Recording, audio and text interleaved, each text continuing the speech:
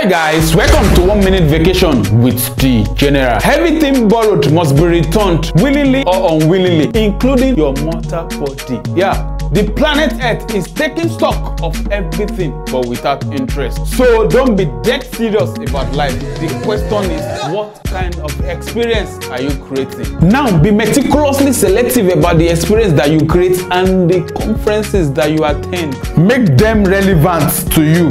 But also do not be afraid of pushing beyond your comfort zone and learning about something entirely new.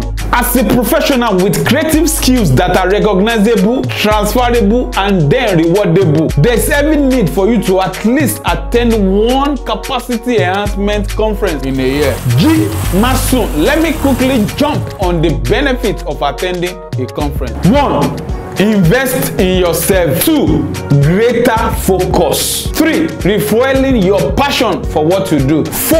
The energy of like-minded individuals. 5.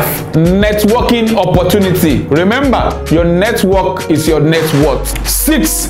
Find answer to your pain points. 7. A one-stop shop for services and products. Have fun. Conferences are fun. Live events with other people are fun. The introverts watching this will be rolling their eyes or going to their happy places right now. Remember, your vibe attracts your tribe.